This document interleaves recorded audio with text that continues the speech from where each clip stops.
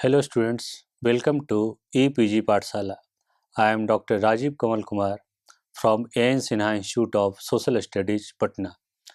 Today we will discuss the module Constitutional Safeguards from the paper Travel Culture of India. So students, let us see what we are going to learn from this module. At the end of this module, you would able to develop some understanding on the concept of tribes and their distribution in India, to know about the historical perspective of the development of constitutional provisions with regard to the tribal population, to learn the constitutional provisions contained in different articles of the constitutions for the tribals and such other marginalized communities, and to know about the special provisions and safeguards for the tribals. As we know that the tribals are an integral part of the Indian population, and they constitute more than 8% of the total population of the country. Hence, their growth and development is also necessary as the development of other population, other general population. So, the for their development, the Constitution of Free India, which was adopted in the year 1950, has made adequate provisions to promote their development and integration into the mainstream of the society. Tribals in India are known also as Adivasi. It is an umbrella term used for a heterogeneous set of ethnic and tribal groups considered the aboriginal population of the country. The tribal population of India is more than 8.6% of the total population of the country. It comes around 104 million people according to the latest census of 2011. These tribal people are recognized as scheduled tribe or Janjati in the Constitution of India and are particularly present in the states of Andhra Pradesh, Chhattisgarh, Gujarat, Jharkhand, Madhya Pradesh, Maharashtra, Odisha, Rajasthan, Tamil Nadu, West Bengal, and most of the northeastern states and the Andaman and Nicobar Islands. Many smaller tribal groups are quite sensitive to ecological degradation caused by modernization. Both commercial forestry and intensive agriculture have proved destructive to the forests, which adversely affected the tribal's life and culture, because most of the tribal societies are still dependent upon their natural environment of forest and hill. So, degradation or cutting of forest or prevention of use of forest by the government leads to the economic degradation of the tribal societies. A large section of the Indian population comprised of the scheduled caste and scheduled tribes, and these communities of Indian population are generally marginalized, and hence the Constitution of India has made adequate provisions and safeguards through the directive principle of state policy. Further, these safeguards, for the sake of convenience, can be divided into two groups: one intended to protect the scheduled caste and scheduled tribes from social and economic exploitation and injustice, and the second, those which provide for positive steps for their social, economic, and political development. Let us learn about something about Constitution of India. The Constitution of India, which was developed and adopted by the Constituent Assembly on 26 November of 1949, and the same constitution came into force on the 26th day of the year 1950.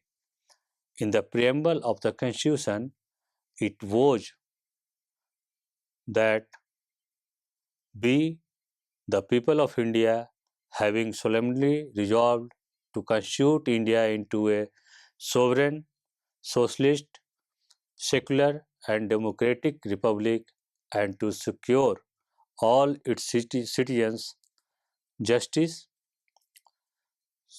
justice towards social, economic, and political, liberty of thoughts, expression, belief, faith, and worship, equality of status, and equality of opportunity in job and other activities, and to promote among them all the fraternity, assuring the dignity of the individual and the unity and integrity of the nation.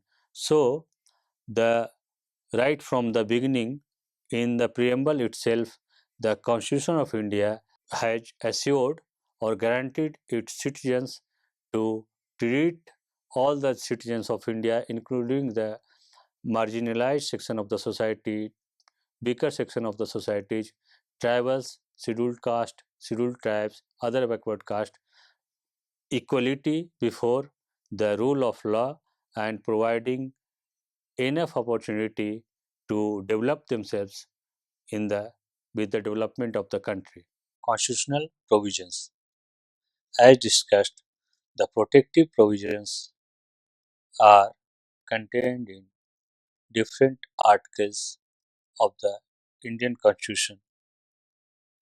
These articles are 15.4, 16.4, 17, 19.5, 23, 25, Article 29, 39A, 46, Article 164, Article 275, Article 330, Article 332, 334, 335, and 338, 339, 1, 340, 371 A, B, and C of the 5th and 6th schedule of the Constitution of India. Provisions relating to development of scheduled tribes are contained mainly in Articles 275.1 and Article 339.2.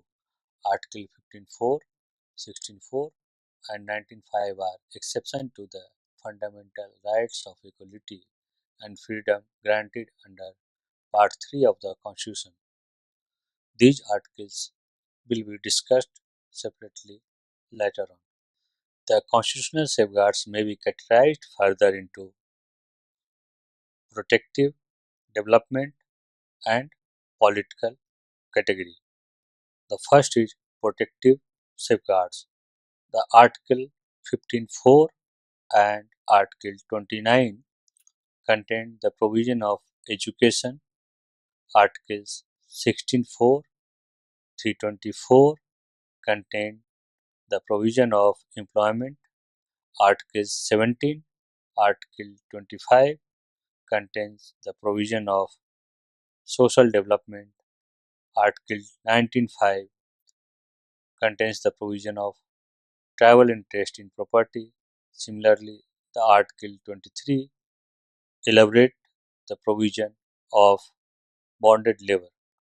Under the development category of constitutional safeguards, Article 39A, Article 46, Article 275, and Article 164 give the provisions of development of the society.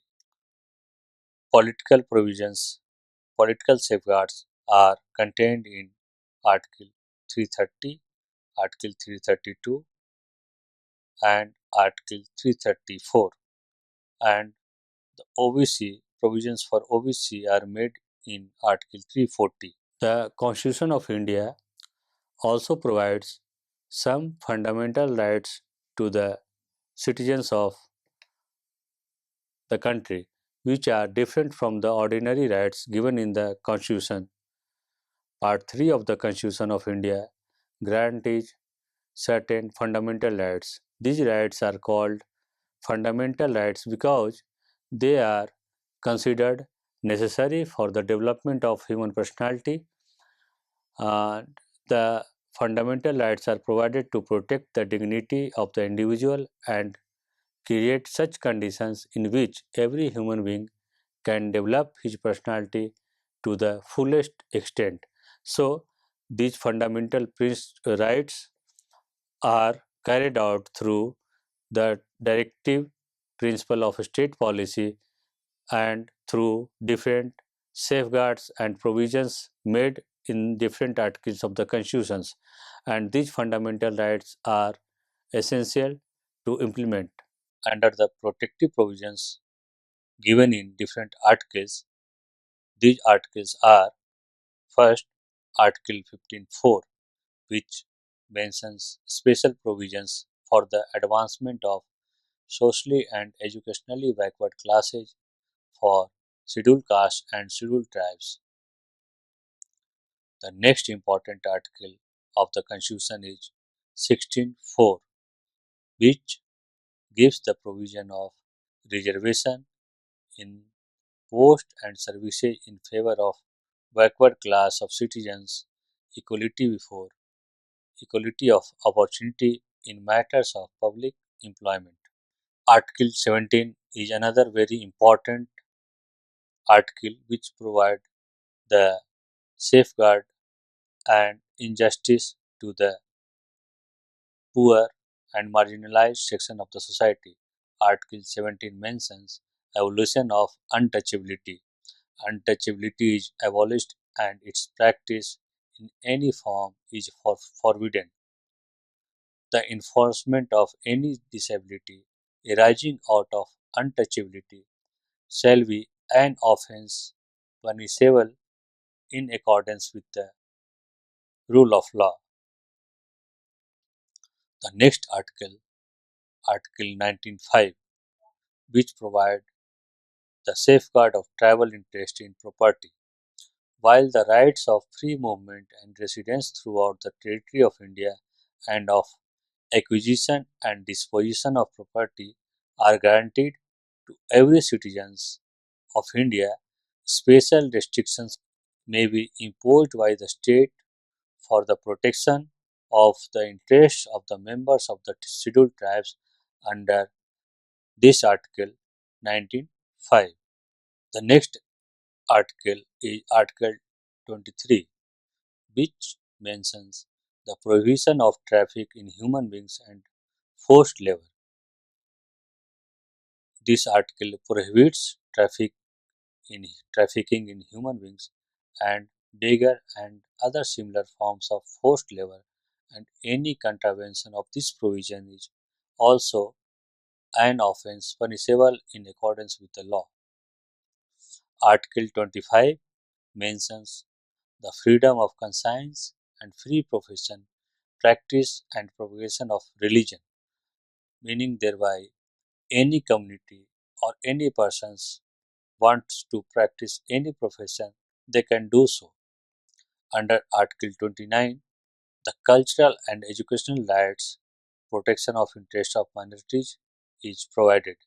Any section of the citizens residing in the territory of India or any part thereof having a distinct language, script, or culture of its own shall have the right to conserve the same. This provision is also relevant to the several scheduled tribes of the country. Article 46 mentions the promotion of educational and economic interests of scheduled castes, scheduled tribes, and other weaker sections of the society. Under this article, the state is at liberty to do anything to promote the educational and economic interests of the weaker sections of the people. But this article is subject to limitations imposed by fundamental rights given in the Constitution. There are special provisions made relating to certain classes in different articles of the Constitution. The Article 330 mentions the reservation of seats for scheduled castes and scheduled tribes in the House of the People. These seats shall be reserved in the House of People for the scheduled castes and scheduled tribes except in the scheduled tribes in the autonomous districts of Assam. Article 332 mentions the reservation of seats for the scheduled castes and scheduled tribes in the legislative assemblies of the states. Similarly, Article 334 made special provisions for the reservation of seats and special representations. Article 335 claims of scheduled castes and scheduled tribes to services and posts offered by the government. Article 338 mentions the National Commission for Scheduled Castes and Article 338A mentions National Commission for Scheduled Tribes. These articles 338 and 338A have the provisions for the National Commission for the Scheduled Castes and Scheduled Tribes separately. Article 339 has the provision of control of the Union over the administration of scheduled areas and the welfare of scheduled tribes of the country. Special provisions with respect to tribal areas and hill areas of Nagaland, Assam, and Manipur. Article 371 Special provisions with respect to the state of Maharashtra and Gujarat. This is notwithstanding anything in this constitution. The President may, by order made with respect to the states of Maharashtra or Gujarat, provide for any special responsibility for the governor for a. the establishment of separate development boards for Vidarbha, Marathwada, the rest of the Maharashtra, or as the case may be, Saurashtra, Kutch, and the rest of these boards will be placed each year before the state legislative assemblies. There are different articles under 371 A, B, C, D, E, F, G, H, I. These articles made special provision with respect to the state of Nagaland, Assam, Manipur, the state of Andhra Pradesh, establishment of Central University in Andhra Pradesh, special provision with respect to the state of Sikkim, special provision with respect to the state of Mizoram, special provision with respect to the state of Arunachal Pradesh, and special provision with respect of state of Goa is mentioned in the Article 371. Provisions as to the administration and control of the scheduled areas and scheduled tribes. These are divided into two parts. Part A contains the provision of general and Part B contains administrative provisions. Part A general, the interpretation of this article may be in this schedule unless the context otherwise requires the expression state does not include the state of Assam, Meghalaya, Tripura and Mizoram. Executive power of a state in scheduled area is also mentioned in Part A. Report by the governor to the president regarding the administration of scheduled areas is also given in Part A of the fifth schedule. Under this, the governor of each state having scheduled areas therein shall annually or whenever so required by the President of India make a report to the President regarding the administration of the scheduled areas in that state, and the executive power of the Union shall extend to the giving of directions to the states as to the administration of the said areas. In Part B of Schedule 5th is administration and control of scheduled areas and scheduled tribes. Under this, there is a provision of Tribal Advisory Council.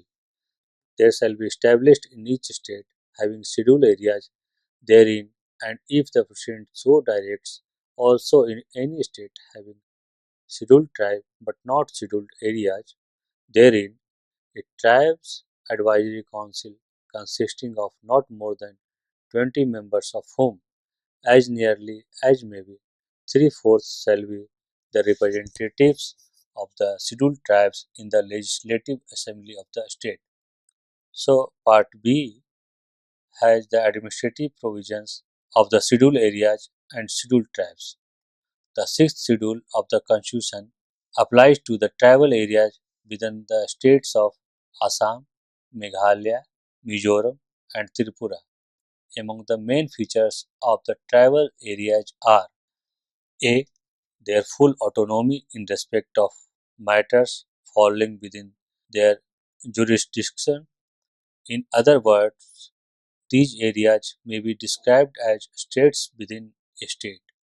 Power of self-management to the tribals through autonomous districts and autonomous regions, and autonomy of these areas to such an extent that the writ of the parliament or the state legislature does not run automatically unless the acts in whole or part are specifically extended to the tribal areas by the notification of the governor of the state. So, students, let us now summarize what we have learned in this module. The tribal population, as we said, is an integral part of the country. Realizing this, the Constitution of Free India has provided certain provisions to the marginalized sections of the society, including scheduled castes, scheduled tribes, and other backward classes. Before the independence, the tribals were kept isolated by the colonial rulers for their administrative convenience, but after the independence, the government of India has adopted the policy of cautious intervention and their gradual integration with the mainstream development.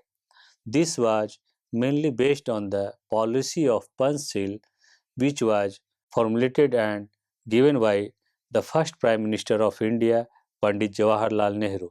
All the development policies related to the development of tribals is mainly based on this principle of Panchshil. The principle of Panchshil was drafted with the support of the then National Tribal Advisor Professor Verrier Elvin. The Constitution of India, through different articles, has provided the safeguards for the development of the tribals. They were given adequate reservation in the education and employment. Some of the provisions are also made to represent them in the lower and upper houses of the government assemblies. With these constitutional safeguards, the tribals have now evolving and joining the mainstream development of the country. But the government has to make constant efforts towards the integration of tribals into mainstream development.